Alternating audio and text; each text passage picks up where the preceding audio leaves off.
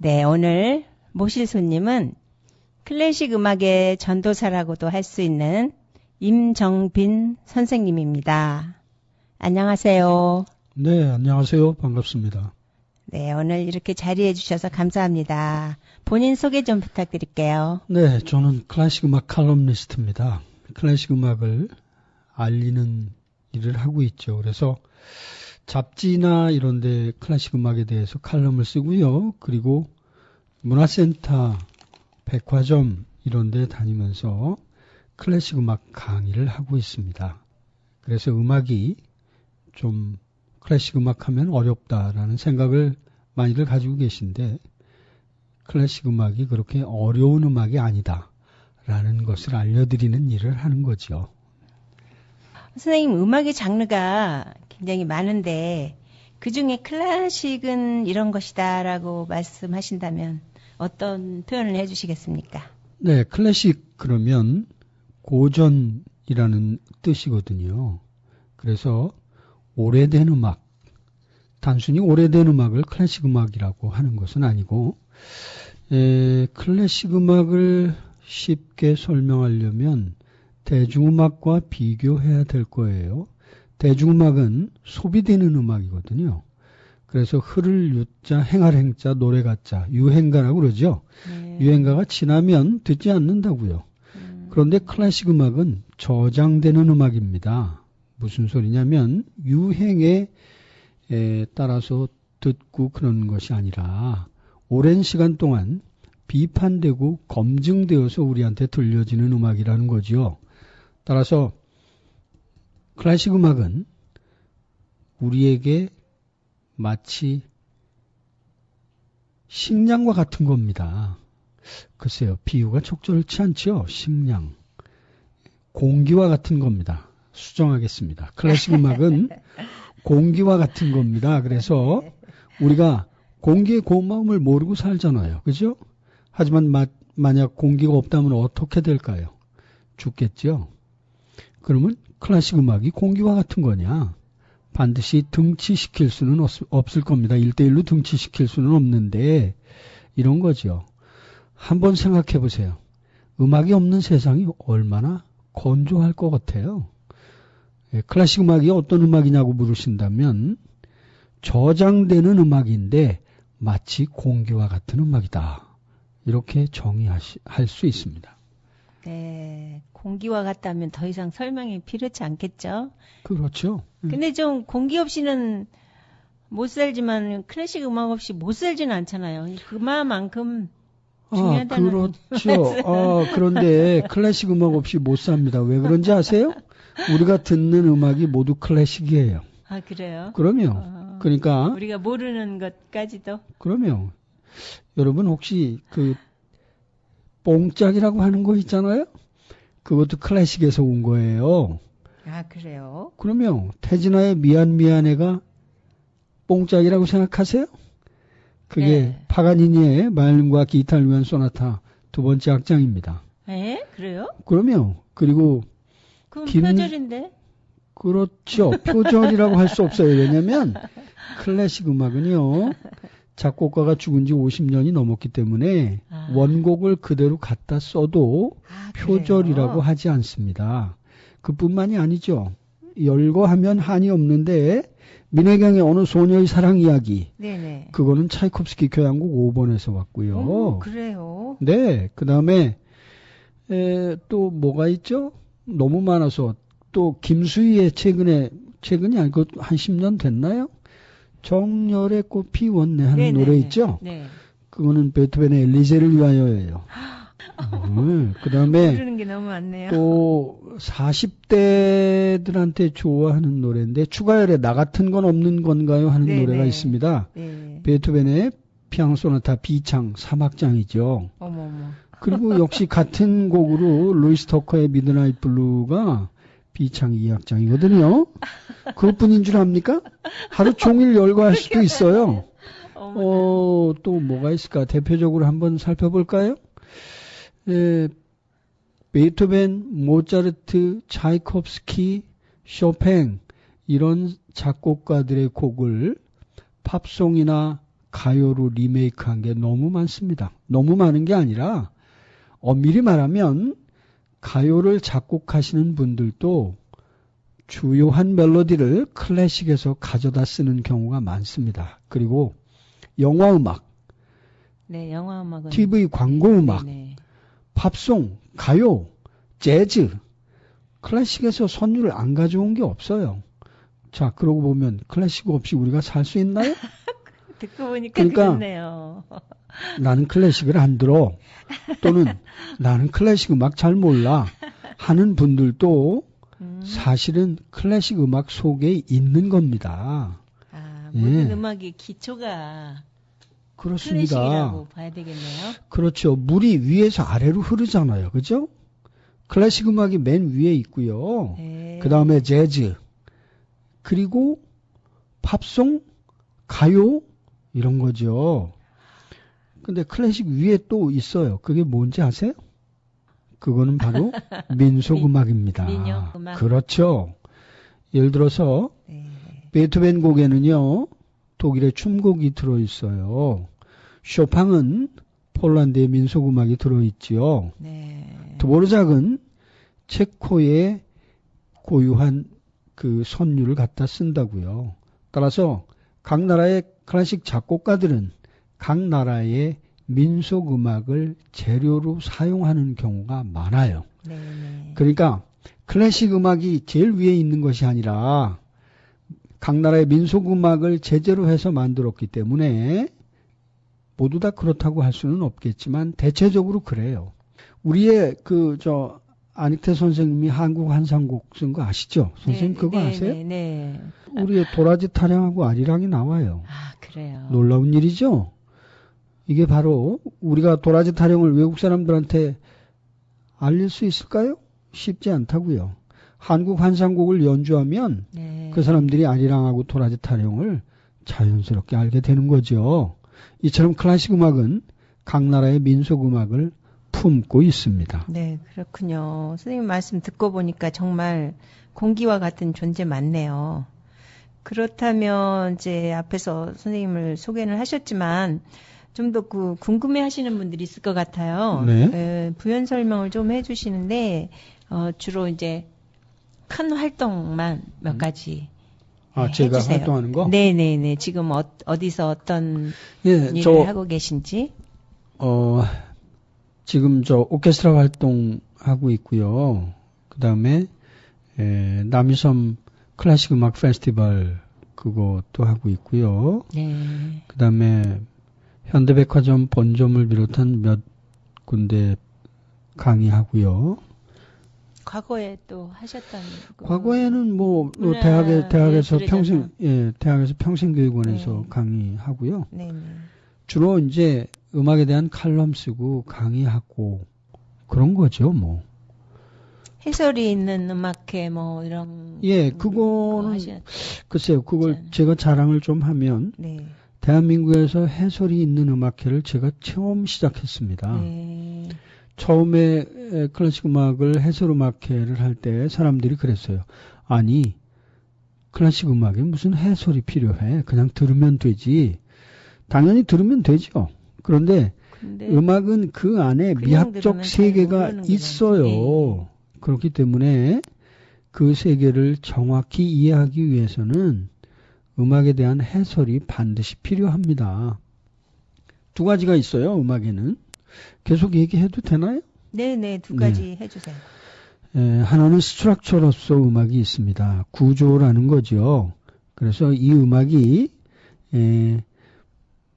창조냐 단조냐, 그 다음에 리듬과 멜로디 하모니는 어떤 것이냐, 또 그 아래로 내려가면 얼마나 많은 것들이 있습니까? 근데 이것은 음악이 가지고 있는 구조라는 거죠. 그런데 음악의 구조를 건물에 비유하면요. 건물, 예를 들어 우리가 건물 속에 골조. 예를 들어서 여기는 철근을 몇 미리로 썼는지, 네. 세멘트는 모래는 바다 모래로 썼는지, 강모래로 썼는지, 우리 그런 거 알 필요 없잖아요. 건물에 들어가면 그 건물이 아늑한지, 환기는 잘 되는지, 조명은 충분히 밝은지, 우리가 살기에 좋은지 이걸 따지지. 이 건물이 철근을 몇 미리로 썼는지, 강모래인지 바닷모래인지 우리 알 필요 없잖아요. 누구네 집에 놀러 가면 이거 몇 평이야 이런 얘기하지. 이거 강물에 쓴 아파트야, 바닷물에 쓴 아파트야 이렇게 말하지 않거든요. 네. 음악도 마찬가지입니다. 구조로서의 음악이 분명히 존재합니다. 그죠? 그렇기 네. 때문에 음악이 만들어지는 거 아니겠어요? 네. 거기에 뭐 장르를 굳이 나누면 교향곡, 협주곡, 실내악곡, 뭐 독주곡 얼마나 많습니까? 그런데 우리가 궁극적으로 즐기고자 하는 미학적 세계는 뭐냐면 그 음악이 만들어지는 과정, 그리고 그 음악이 어떤 내용을 담고 있는지 그걸 우리는 관심 있어 한다고요. 그렇죠. 네. 베토벤이 운명 교향곡을 만들었어요. 네. 왜 이 곡을 만들어서 제목을 운명이라고 했는지, 도대체 무엇을 가지고 있는지 음악 속에 그것을 알고 우리가 음악을 들어야 음악이 가지고 있는 미학적 세계에 가까이 다가갈 수 있고 작곡가의 의도를 이해할 수 있고 그럴 때라야만 비로소 음악이 우리한테 제대로 들리는 거예요. 그래서 네. 음악 감상이라고 할 때 이 감자는요, 거울 감자입니다. 상자는요, 상줄 상자인데 이게 네 번째 의미에 보면 놀다 이런 의미가 있어요. 그래서 거울을 보고 놀다 이런 뜻입니다. 그럼 거울을 보면 뭐가 보이죠? 실체가 보이잖아요. 예. 마찬가지로 음악 감상이라는 것도 실체를 들여다보기 위해서 음악을 듣는 건데 음악의 그 겉모습만 우리가 듣는다고 한다면 도대체 왜 운명이라는 제목이 붙어 있으며 이것은 어떤 과정을 통해서 우리에게 전달되는지 알 수가 없는 거죠. 그래서 음악은 구조로서 이해하는 것은 작곡을 전공하거나 이런 사람들이 작곡을 하거나 하는 사람들이 하는 일이고요. 우리 음악을 듣는 사람들은 음악의 미학적 세계를 천착할 수밖에 없는 거예요. 그 미학적 세계라고 하는 것은 바로 아까 말씀드렸던 대로 음악이 만들어지게 되는 과정, 네. 동기, 네. 그리고 음악의 실체, 그런 겁니다. 이 음악뿐만이 아니라 뭐 문학 작품 또 미술 작품 모든 예술품은 다 그런 것 같아요. 그렇죠. 내용을 알고 보는 그럼요. 거하고 모르고 본 거는 천지 차이인 것 같아요. 그래서 감상이 네. 바로 네. 그런 네. 거죠. 네. 네. 그래서 해설이 필요한 거고요. 네. 해설을 이제 저도 선생님 몇 번 해설을 듣고 음악을 들으니까 정말 이해가 되고 흥미를 느끼게 되더라고요. 전에는 그냥 뭐 이런 곡이 있나 보다 이 정도였잖아요. 네. 근데 이제 알고 들으니까 훨씬 나에게 다가오는 느낌이 다르더라고요. 저는 궁금한 게 그 많은 장르 중에서 왜 하필 흔히들 어렵다고 생각하는 클래식에 이렇게 심취하게 되셨는지 궁금해요. 네, 음악이 가지고 있는 속성을 제가 어떻게 다 알겠습니까? 근데 사실 저는 음악을 전공한 사람이 아니고 철학을 전공했거든요. 네. 이런 생각을 했어요. 왜 사람들이 음악을 들으면 눈물을 흘리지? 왜 사람들이 음악을 들으면 감정을 그렇게 주체를 못하지? 도대체 음악은 뭐지? 이런 생각을 하게 됐어요. 그런데 제가 공부를 하다 보니까 음악이요, 철학의 한 분야라는 걸 알게 됐어요. 물론 예전에 어렴풋이 듣기는 했지만 그냥 사변적으로 흘러들었죠. 근데 제가 음악을 깊이 있게 공부하고 나서 연구하고 나서 내린 결론은 뭐냐면 음악은 이거야말로 깊이 있는 철학이구나. 그래서 피타고라스나 공자도 그런 얘기를 했나 보지 하는 생각을 하게 됐어요. 그분들이 뭐라고 했는데요? 예를 들어 공자 얘기를 한번 해볼까요? 예악이라는 걸 얘기했잖아요. 네. 예는 겉으로 드러나는 거라 눈에 보인다고 했어요. 네. 근데 악은 드러나지 않는다고 했어요. 그런데 예는 겉으로 드러나니까 쉽게 보이는데 악은 안 보이는데 악이 없는 예는 가볍다고 했어요. 그래서 그랬어요. 예, 악을 중시한 겁니다. 음악을 들어야 하는 이유가 거기에 있는 거죠. 그런데 모두가 다 음악이 그런 것은 아니에요. 음악이 모두 다 철학을 내포하고 있는 것이 아니고 음악이 모두 다 좋은 것이 아닙니다. 음악 속에도 정오를 부추기는 음악이 있고요. 전쟁을 부추기는 음악도 있고 미움과 시기와 갈등을 조장하는 음악도 있습니다. 클래식 음악이라고 다 좋은 건 아니거든요. 그래서 알고 들어야 하는 거라고요. 그래서 제가 공부를 하면서 느낀 건 뭐냐면 음악도 공부하고 들어야 되겠구나. 근데 사람들이 바쁜데 언제 공부하고 들어요. 네. 제가 그래서 음악을 듣는 분들에게 가이드하는 거죠. 가이드라는 게 뭐죠? 전체를 알려드리는 게 아니에요. 안내하는 겁니다. 닫혀진 문을 조금 여는 거예요. 그 열려진 문으로 문을 밀고 들어가서 보는 것은 개인의 몫이지요. 저는 닫혀진 문을 조금 열어드리기만 하는 겁니다. 정말 중요한 그 역할을 하시는 거죠. 선생님으로 인해서 저 같은 문외한도 조금씩 그 문이 열리고 있거든요. 그래서 아유, 다행입니다. 네, 정말이에요. 저뿐만이 아니라 그런 사람이 많으리라고 생각하고 이제 음악이 주는 영향은 굳이 이렇게 설명이 필요치 않을 것 같아요. 뭐 쉬운 예로서 운동 경기의 응원가나 또 군인들의 행진가 등 이런 힘들고 지칠 때 기운을 돋워주기도 하고 또 뭐 어떤 쇼핑을 도와주는 심리적 음악이나 태교 음악까지도 이제 모든 희로애락을 함께하는 게 음악이잖아요. 네. 이제 원래 클래식이 이제 유럽에서 궁중 음악으로 발전되었다고 알고 있는데 그게 맞나요? 네.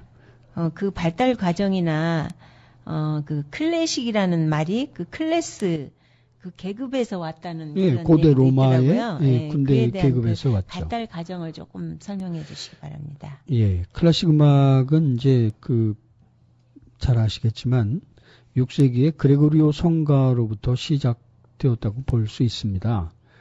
결국은 뭐죠? 하나님에게 제사 지내는 음악입니다. 종교 음악이죠. 네. 기독교 음악뿐만 아니라 다신교도 그렇고요. 모든 종교 행위가 사실은 음악이 있습니다. 그렇게 따지고 보면 서양에 우리가 듣는 클래식 음악이라고 하는 것은 종교 음악에서부터 시작된 거지요. 그래서 이 음악이 이제 중세 시대를 거치고 그 다음에 르네상스 시기가 됩니다. 예. 원래 르네상스가 르가 다시 네이상스가 태어나다 이런 뜻 아니에요. 그래서 르네상스는 다시 태어난다 이런 뜻인데 이 시기에 문학과 미술과 이런 것들이 발달했죠. 마찬가지로 음악도 이 시기에 많이 발달했습니다. 그러니까 다성음악이 생겨나고요. 음악이 좀 더 복잡한 화성이 생겨나기 시작하는 거죠. 그것은 무엇을 의미하는 거죠? 네, 감정을 넣었다는 얘기죠. 하나님께 드리는 제사 음악 말고 인간의 감정을 음악 속에 편입하기 시작했다는 거예요. 그럼 그 전에는 뭐죠? 인간의 감정을 오로지 하나님에게 드리기 위한 서비스였다고요. 이것이 르네상스를 맞으면서 사람들의 감정을 움직이는 도구로 사용되기 시작했던 거죠. 그러다가 바로크 시대가 오잖아요. 그러면 서양음악의 아버지라는 요한 세바스찬 바흐가 얼마나 많은 공헌을 합니까? 피아노에서 특히. 오죽하면 베토벤은 이런 얘기를 했어요. 바흐가 원래 독일어로 시냇물이라는 뜻인데 베토벤이 뭐라고 그랬냐면 당신은 시냇물이 아니라 바다다. 왜냐하면 바흐의 많은 음악적 역량이 이후의 작곡가들에게 큰 영향을 줍니다. 뿐만이겠습니까? 하나님을 향한 음악이 비로소 땅에 내려옵니다. 무슨 소리죠? 사람들이 듣기 시작했다는 얘기예요. 과거에는 하나님을 향한 음악이었는데 이것이 인간을 향한 음악으로 바뀌기 시작하죠. 물론 르네상스부터 그렇기는 합니다만은 그래서 이것이 궁중에서 일부 특수한 계층 사이에서만 즐기는 음악이었는데 바로크 시대가 되면서 음악이 민중들에게까지 들려지기 시작했어요. 하나의 재밌는 에피소드를 말씀드릴까요? 바흐가 라입지히 시절에요. 커피숍이 7개나 있었다는 거 아세요? 네. 바흐가 살아있을 때. 바하. 예. 바하를 바흐라고 예. 하는 것이죠. 바흐가 맞는데 바하로 사람들이 알고 있죠. 네. 네. 요한 세바스찬 바흐가 네. 그때 당시에는 커피 전문점이 네. 그때 벌써 300년 전인데 와. 그때 커피 전문점이 7개나 있었다고 합니다. 라이프치 시내에. 네. 그때 콜레기움 무지금 학생들하고 커피 전문점에서 바흐가 음악을 연주했어요. 어떻게 된 거죠? 일반 시민들이 음악을 들은 거죠. 물론 그렇다고 시민 계급이 음악을 안 들었던 건 아닙니다. 들었는데 시민을 위한 일종의 콘서트 같은 형식이 그때 처음으로 만들어졌다는 얘기죠. 그리고 나서 음악은 좀 더 아래로 내려오기 시작했다는 거예요. 아래라는 게 어디죠? 궁중에서 귀족으로, 귀족에서 평민으로 내려오기 시작했던 거죠. 자, 그러면 클래식 음악을 한번 생각해 볼까요?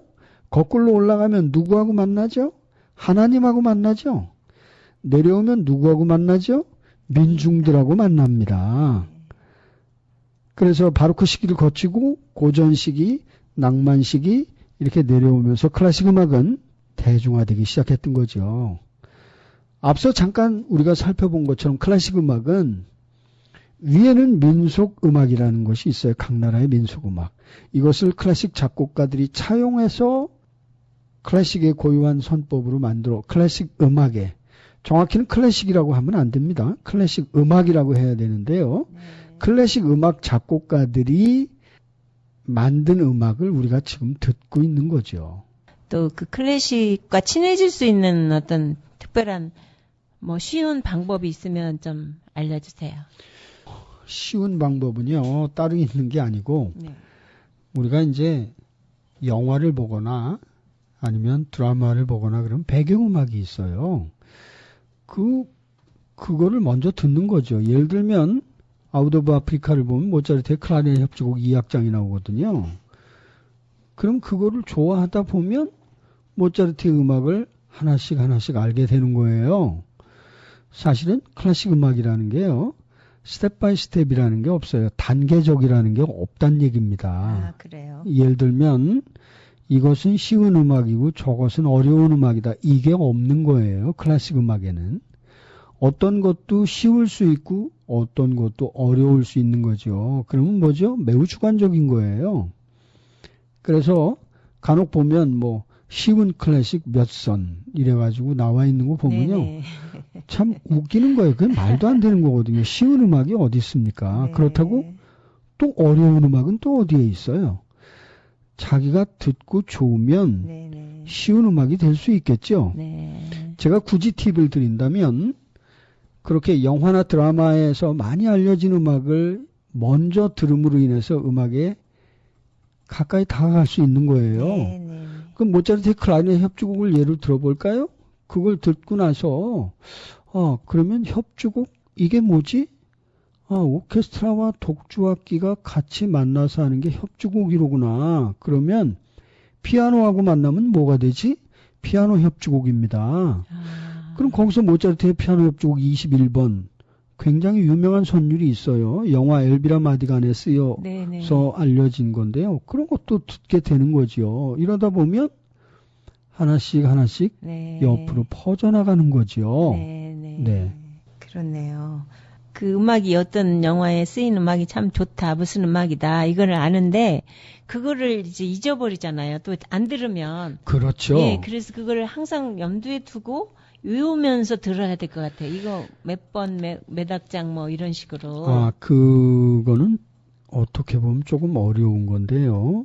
예를 들어 이런 겁니다. 모차르트의 클라리넷 협주곡이 아웃 오브 아프리카에서 2악장이 쓰였거든요. 네. 근데 우리가 그거를 CD를 사가지고 만약에 듣게 된다. 아니면, 음원을 우리가 컴퓨터에서 듣는다. 이럴 경우에 1, 2, 3악장을 다 듣게 된다고요. 그럼 영화 속에서는 분명히 2악장만 나왔는데 네네. 1악장하고 3악장도 듣게 되잖아요. 네. 그러니까 다 알게 되는 거죠. 참 그리고 방금 전에 어떤 거 물어보셨죠? 잊어버렸어요, 제가. 클래식이 이제 궁중음악으로부터 시작해서 발전했는데 이제 서민들이 접근하기 어려운 음악이었다고 보는데 선생님 생각도 그거는 했고 아니 나는 그거보다는 방송 이렇게 해도 괜찮죠? 네, 편집 아주 자연스럽게. 네. 잘못된 건 또. 그래서 음악이 가지고 있는 너무나 넓은 세상이 있기 때문에 모차르트, 베토벤, 쇼팽 이런 식으로 우리가 하나씩 들어가면 되지 않을까 생각합니다. 이번에 조성진 씨가 쇼팽 콩쿠르에서 우승했잖아요. 네. 그럼 평소에 쇼팽에 대해서 잘 관심이 없던 분들도 쇼팽에 대해서 알게 된다고요. 그리고 조성진을 좋아하다 보면 쇼팽에 대해서 알게 되고요. 그러다 보면 쇼팽의 피아노 협주곡을 듣게 되는 거죠. 요번에 쇼팽 피아노 협주곡 1번으로 조성진 씨가 대상을 받았잖아요. 네. 듣다 보면 쇼팽에 이런 곡 말고 다른 곡이 뭐가 있지? 궁금해서 이제 알아보게 되는 거죠. 네. 그러면 쇼팽의 야상곡도 있고 폴로네즈도 있고 뭐 마주르카도 있고 얼마나 많습니까? 녹턴이 야상곡이거든요. 예, 녹턴이 여러 개 있잖아요. 얼마나 좋아요. 네. 녹턴도 무려 21곡이나 있는데 네, 우리가 이런 식으로 하나씩 음악을 듣다 보면 알게 되는 거죠. 그리고 중요한 게 하나 있어요. 앞서도 맨 처음에 말씀드렸지만 그냥 소리만 들으면 이게 뭔지 몰라요. 책을 읽어봐야 되는 거예요. 책을 읽어보고 그 책에 모든 게 다 들어있는 것은 아니지만 책에서 어느 정도 아이디어를 얻고요. 음악이 가지고 있는 미학적 속성을 깊이 있게 들으면 누가 가르쳐주지 않아도 음악이 속삭이는 것을 알아듣게 돼요. 그게 중요한 거죠. 네, 그렇군요. 이제 조성진 씨가 이렇게 우승함으로써 또 큰 공헌을 한 것 같아요. 네. 예, 음악에 대한 관심도 듣고 또 쇼팽에 대한 특히 그 사람 연주에는 뭐 금방 매진된다 그러더라고요. 당연하죠. 네네. 저도 좀 보고 싶어요. 도이치그라마폰 세계적인 그 음반회사 도이치그라마폰에서 쇼팽의 음반이 앞으로 많이 나오고요. 네. 세계적인 기획사에서 조성진하고 이미 계약했어요. 그래서 조성진은 우리나라뿐만 아니라 뭐 베를린, 런던, 파리, 뭐 빈 이런 세계적인 도시에서 너무 자랑스러워요. 그럼요. 그 어린 나이에 그렇죠. 네네 앞으로 정말 전도가 창창할 것 같습니다. 제가 이제 저도 7080 세대인데 그 당시 종로와 명동에서 좀 놀았거든요. 그러셨어요?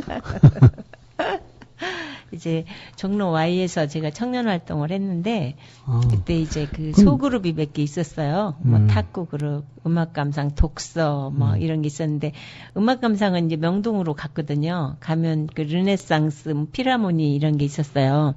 르네상스는 종로에 있었고. 종로에 르네상스 있고 명동에 필하모니에 있었는데 그 두 군데를 가끔 갔습니다. 가면은 뭐 화면이 있는 것도 아니고 그 당시는 음악만 나왔잖아요. 그러면 그냥 그 고급 자장가를 들으면서 대부분 잤잖아요. 그랬던 걸로 기억나요. 맞아요. 지금도 자요.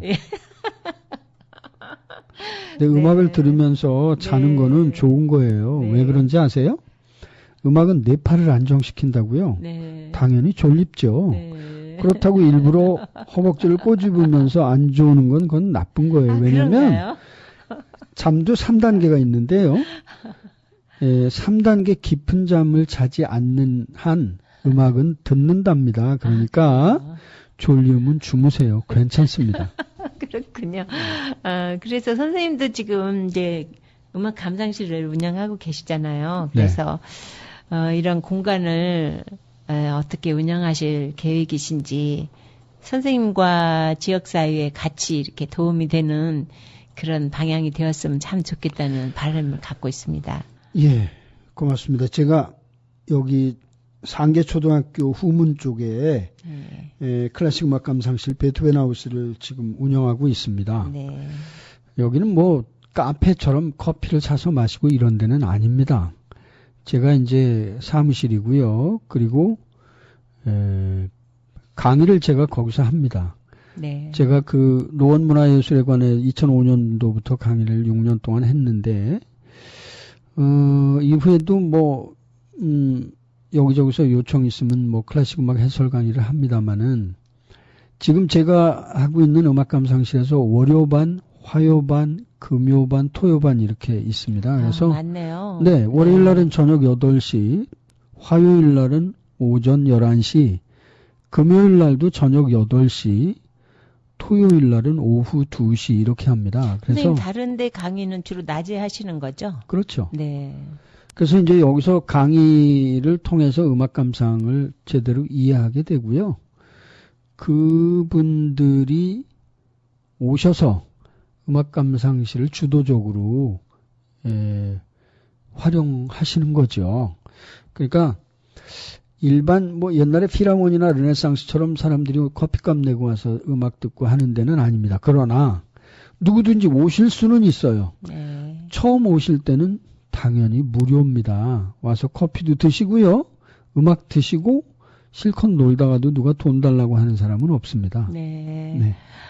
정말 그 공간이 제가 생각해도 어떤 그 감춰진 보물섬 같은 고맙습니다. 그런 느낌이 들었어요. 그래서 이 공간을 어떻게 잘 좀 활용했으면 좋겠다는 생각이 들었고, 우리 노원구의 올해 슬로건이요. 노원아 놀자 운동하자예요. 그래요? 예, 해마다 이게 슬로건이 바뀌는데 올해는 한 가지 1인 1악기, 1인 1운동. 예.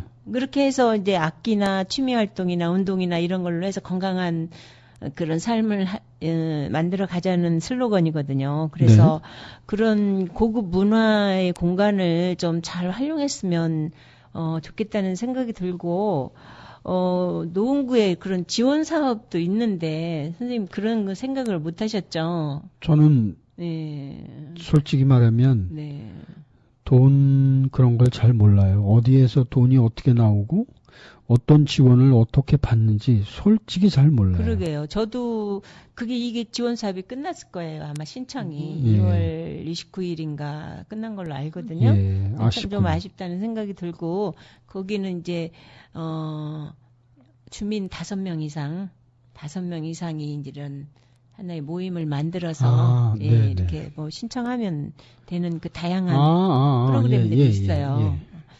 참 좀 아쉬운 생각이 들고, 그건 또 기회는 또 차후에 있을 수도 있으니까 한번 좀 그렇게 활용했으면 좋겠다는 생각을 해봤어요. 선생님 오늘 그러면 특별히 소개하고 싶은 곡이 있다면 한 곡만 좀 선택해 주시겠어요? 그리고 그 곡을 선택하신 또 이유도 좀 말씀해 주시고요. 예. 비발디 4개 중에서 봄을 좀 알려드리고 싶은데요. 전체 봄, 여름, 가을, 겨울 다 해도 괜찮고요.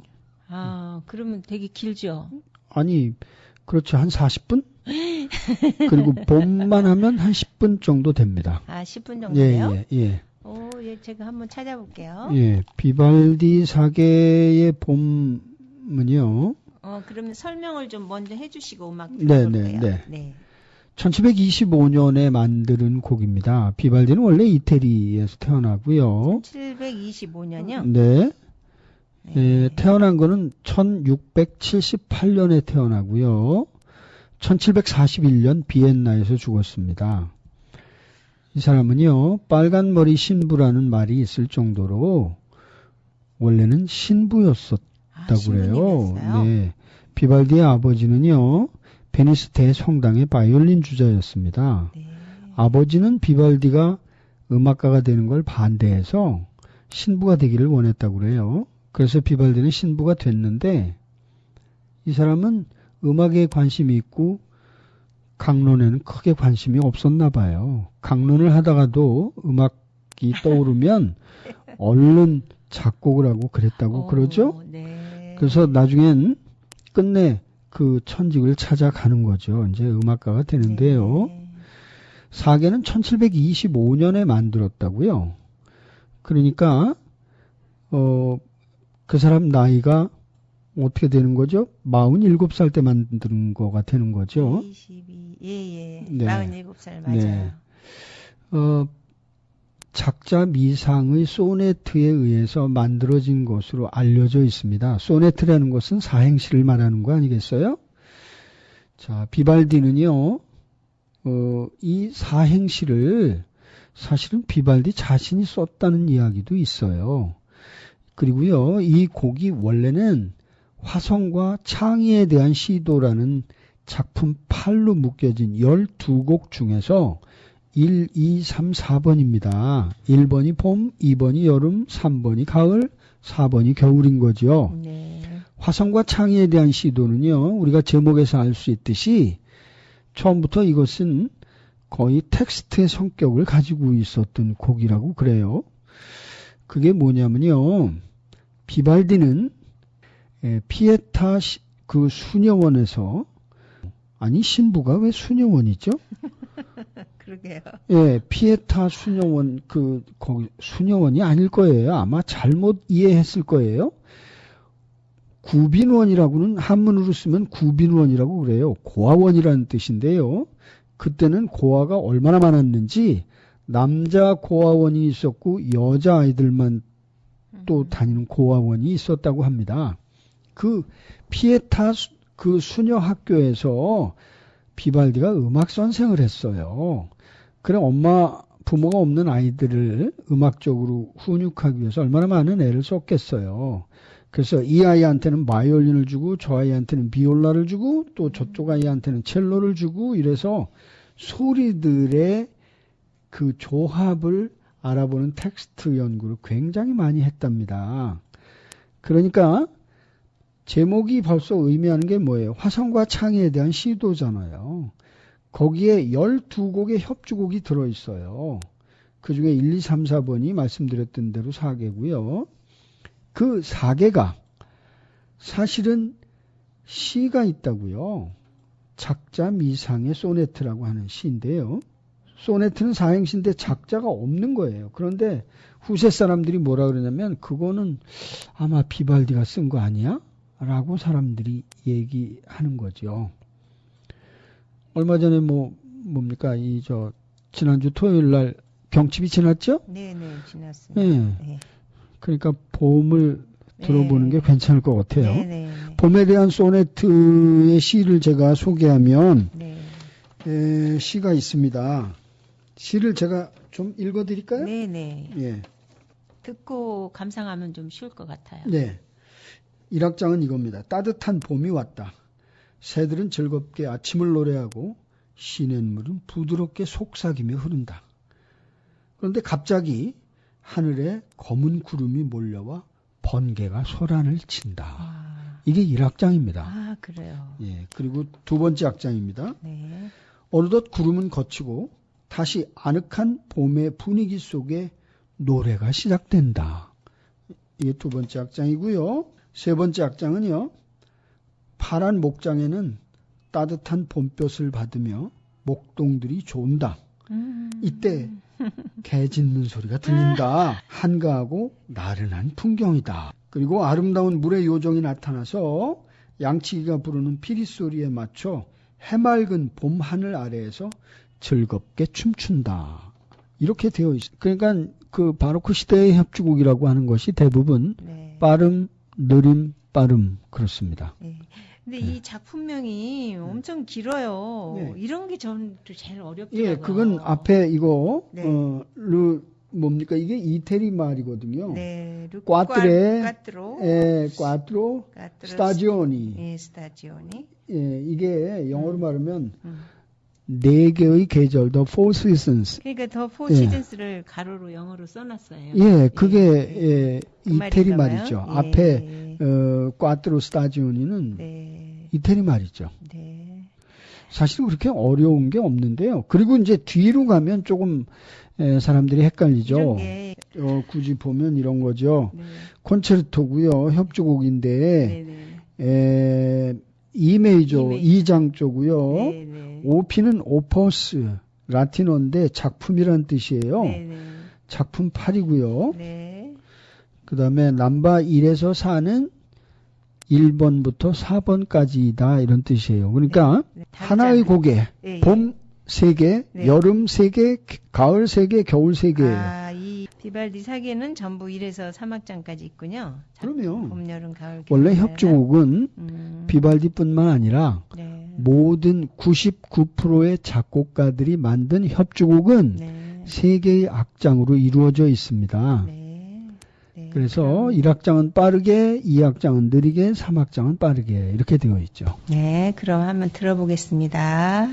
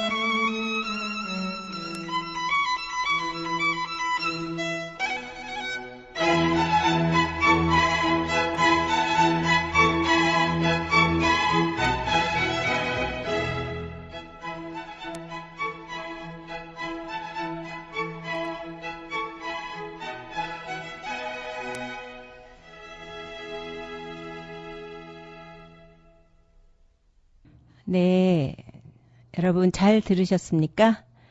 비발디의 사계 중 봄중에서 1악장이었습니다. 저는 한 3악장까지 나오는 줄 알았는데 이 음반이 1악장에서 끝나네요. 3악장까지 다 나오는 것도 있는데 그걸 찾아서 할 걸 그랬죠? 그러게요. 제가 좀 못 찾았네요. 죄송하고요. 원래는 이제 음악 저희가 좀 저작권 문제 때문에 좀 조심하고 있어요. 그렇죠. 네, 네. 그래서 이 정도로 여러분께 일부만 보내드렸음을 이해해 주시고요.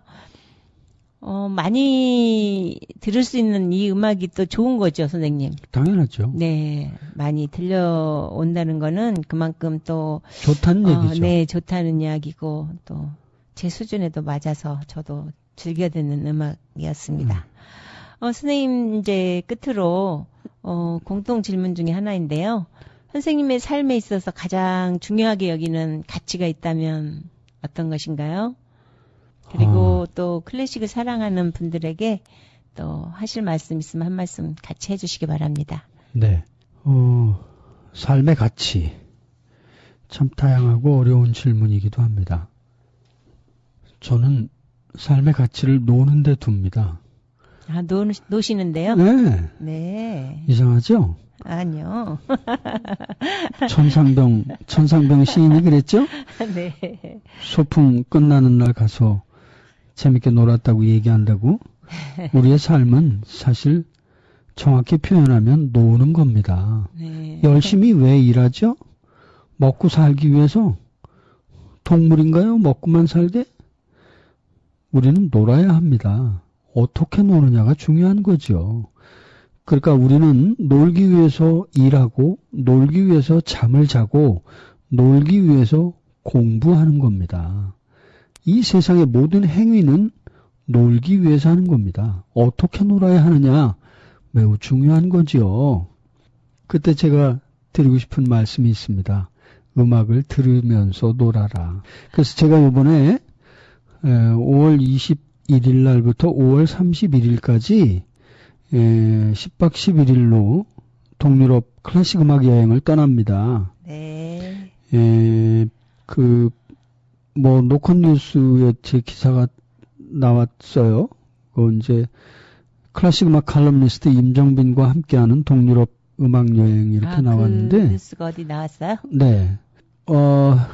제가 요번에는 정말 재밌게 놀려고요. 프라하, 부다페스트, 자스부르크, 비엔나, 브라티슬라바, 마르톤 바샤르. 저기도 가는군요. 드레스덴은 지구에서 가장 오래된, 세계에서 가장 오래된 드레스덴 슈타츠 카펠레라는 오케스트라 공연을 보러 갑니다. 열심히 일했잖아요. 그러니까 열심히 또 놀아야죠. 잘 놀기 위해서 갑니다. 저하고 같이 재밌는 놀이에 참여하실 분은 같이 가셔도 좋습니다.